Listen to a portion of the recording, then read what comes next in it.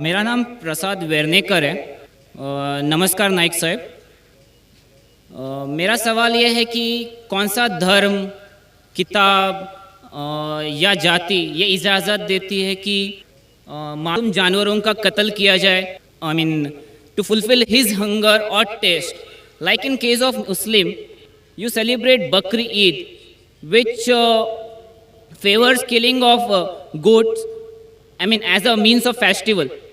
I mean, hearing to your comments on Islamism and other religions, what I understand is your religion favors this festival in a more spirited manner, because Hinduism doesn't do so.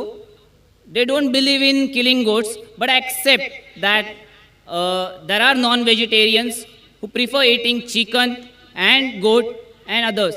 But does Islam favor this thing? भाई साहब का बहुत अच्छा सवाल है।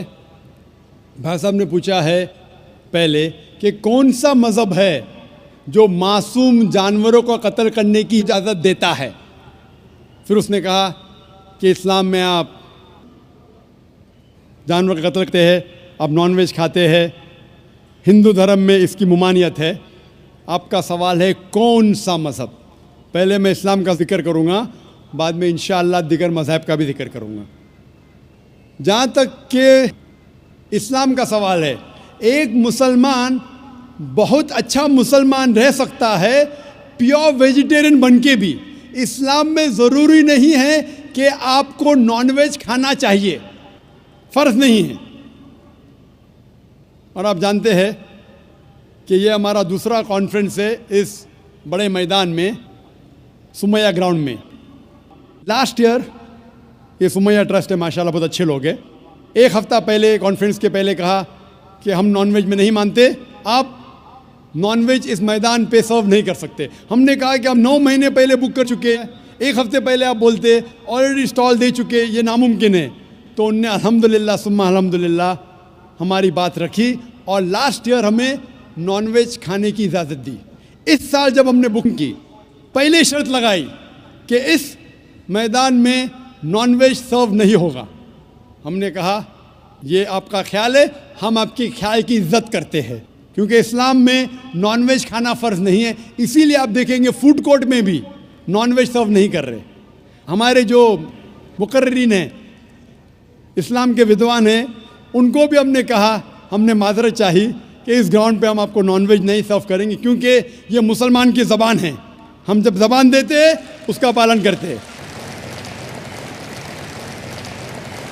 आपका सवाल, जैसे मैंने कहा कि मुसलमान को नॉनवेज खाना फ़र्ज़ नहीं है, लेकिन क्योंकि अल्लाह सुब्हानहू व तआला ने हमें इजाज़त दी है, कुरान मजीद में लिखा है सूरह माइदा सूरा नंबर 5 आयत नंबर 1 में कि वो जानवर जो आपके लिए हलाल है, 4 पाँव के, जो आपके लिए हलाल है उसको आप खा सकते हैं। लिखा है सूरह नहल में सूरा नंबर 16 आयत नंबर 5 में भी कि वो जानवर जो आपके लिए हलाल है उसका गोश्त आप खा सकते हैं। ये लिखा है सूरह मोमिनून में सूरा नंबर 23 आयत नंबर 18 में भी।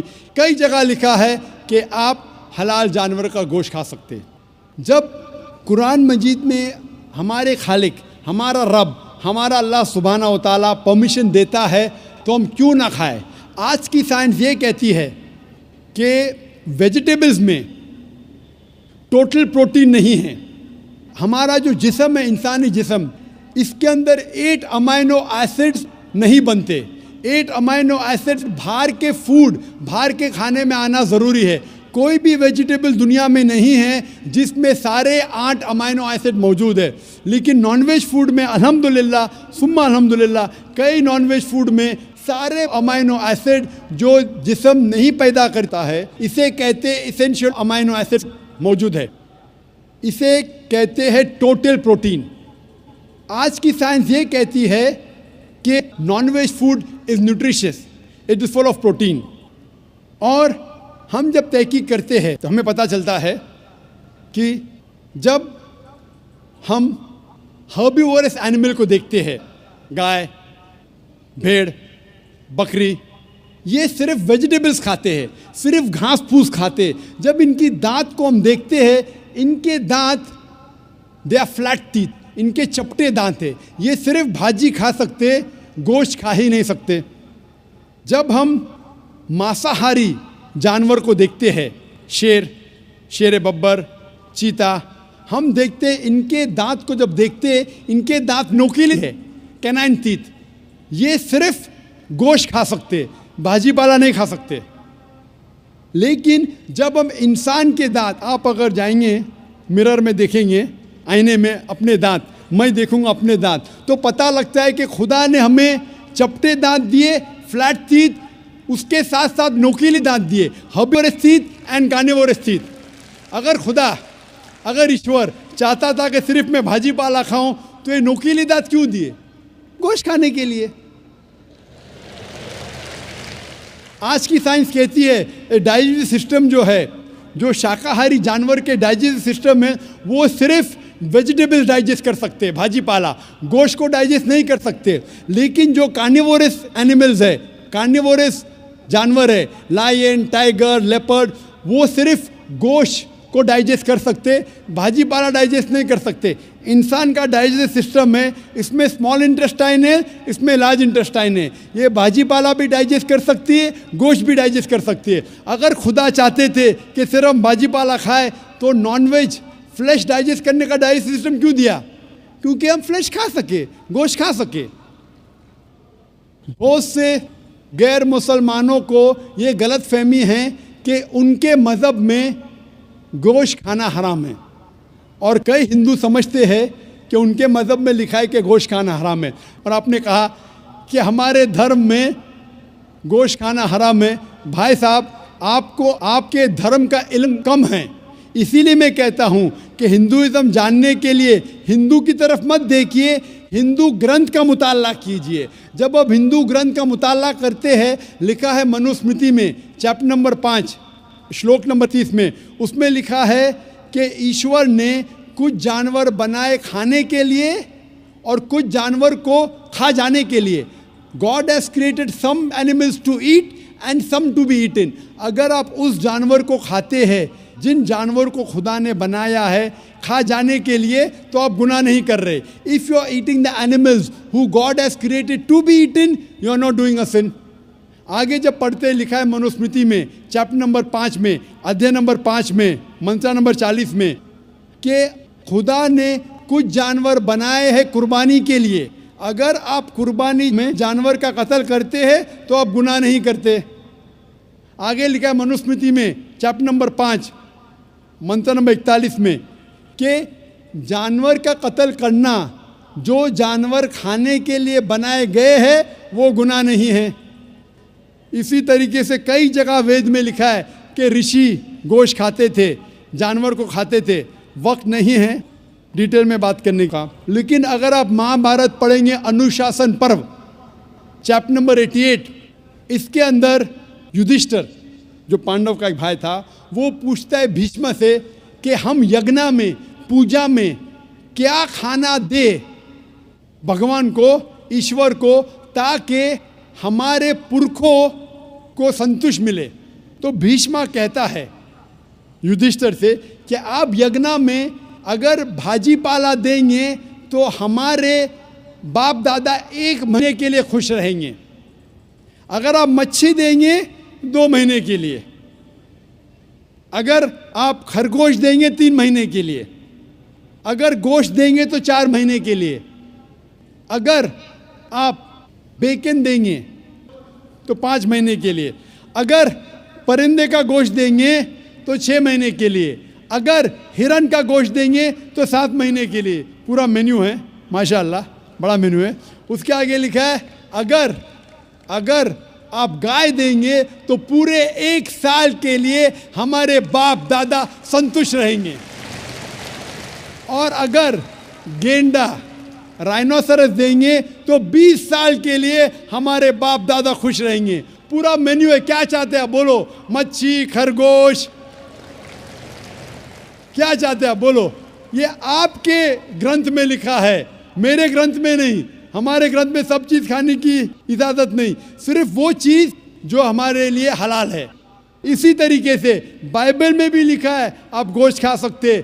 अक्सर धर्म की किताबों में लिखा है कि आप गोश्त खा सकते हैं।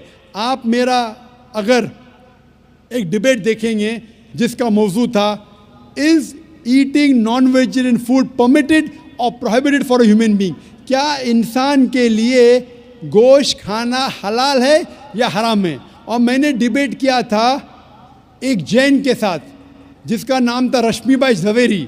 वो इंडियन वेजिटेरियन कांग्रेस का सदर था, प्रेसिडेंट था। वो दुनिया भर घूमता है बताने के लिए कि नॉनवेज हराम है, और उसने मुझे चैलेंज किया। मैंने कहा भाई आपस में बैठ के बात करेंगे। नहीं नहीं, पब्लिक में चैलेंज किया, डिबेट करेंगे। मैंने कहा अच्छा आ बेल मुझे मार। तो मैंने कहा ठीक है भाई, पब्लिक में। बोला मैं लोग को लेके आऊँगा। मैं बोला लेके आओ। तो पाटकर हॉल के अंदर 1998 में तकरीबन 10 साल पहले डिबेट किया। वो देखेंगे सारी डिटेल्स है। लेकिन हिंदू मज़हब की किताब में ये लिखने के बाद कि गोश्त खा सकते, फिर भी कुछ हिंदू शाकाहारी क्यों हैं, वेजिटेरियन क्यों है? क्योंकि वो मुतासिर हो रहे थे बाकी फ़लसफ़े के साथ जिसमें कहा गया है नॉन वायलेंस। और कुछ जैन मानते कि ईटिंग नॉन वेज इज़ हराम, इज़ प्रोहिबिटेड।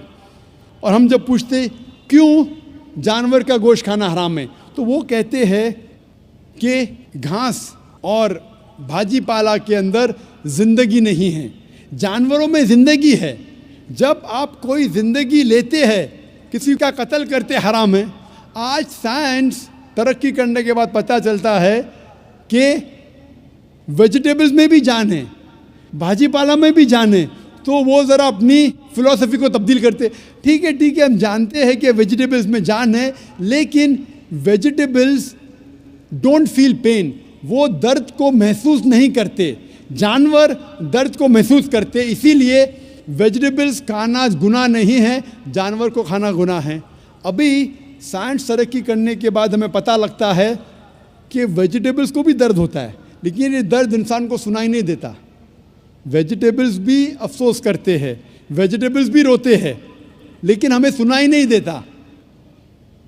तो अभी उनका फ़लसफ़ा बदल गया। वो कहते हैं अच्छा ठीक है, मानते हैं कि वेजिटेबल्स में जान है, वेजिटेबल्स को दर्द महसूस होता है, लेकिन वेजिटेबल के पास तकरीबन 3 सेंसेस है, जानवर के पास 5 सेंसेस है।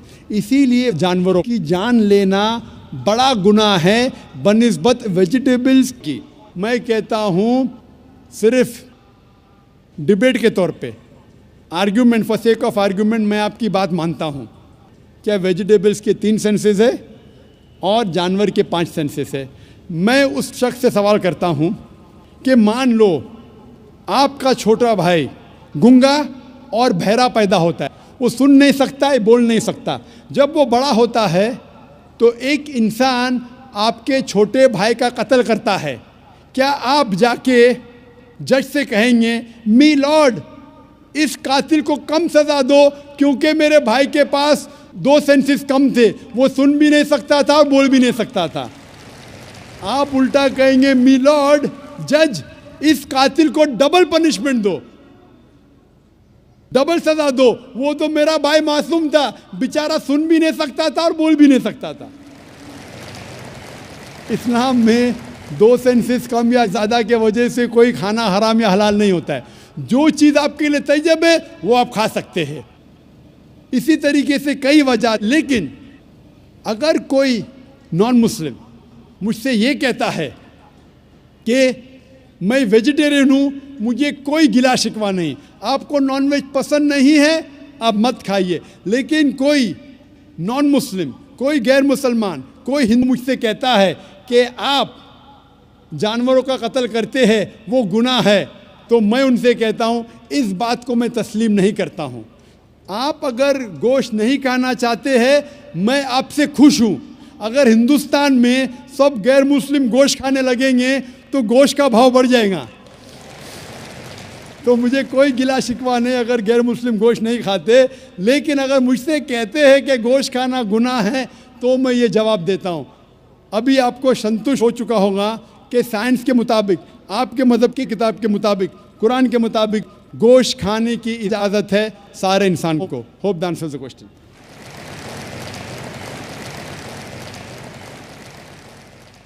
ख़वातीन के शोबे में अगर कोई